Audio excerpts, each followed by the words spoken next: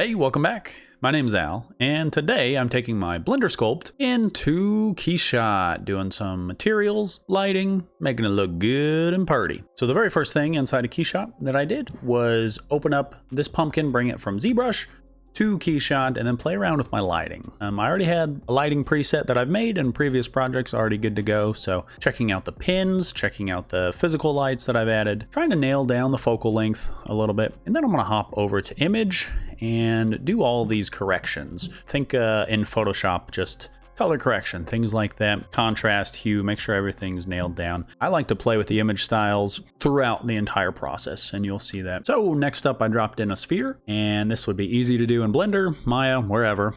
This is Keyshot, dropped it in a sphere, and I turned it into a light, just so I could give it the illusion that this thing is glowing from the inside a little bit. It worked out super well. I'm currently rendering in GPU mode, which is super helpful for things to be nice and quick, and I can see results very quickly. Playing with the camera, the f-stop, focal distance, getting everything nailed down, and in my material editor. The first thing that I'm going to do is just use a simple noise just to get a little bit of texture on that the rind of the pumpkin, and playing with the scale, making sure everything's nailed down. Things are looking good so far. I could have sculpted all this by hand, or I could have used noise inside of Zbrush or Blender, but I chose to do it this way to get some Keyshot practice. I'm not super proficient in Keyshot, but I love it. It is my favorite rendering software. So next up, I added a roughness map, and this was just a whole bunch of spots and circles because I did not want the pumpkin to be shiny everywhere. I wanted to have different roughness. Played around with that. And last but not least, on the material side of things, dropped in some scratches. So inside is Keyshot. If you press C on a node, that allows you to only see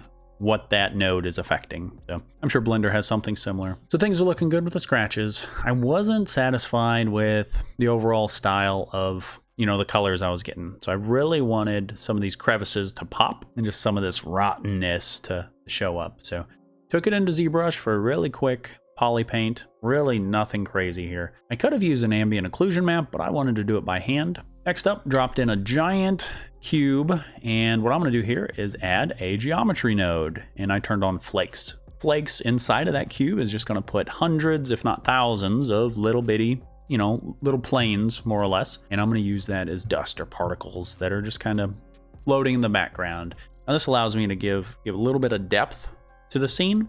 Without it, pretty boring, but with this, I have things in the foreground, midground, background. Things are looking good.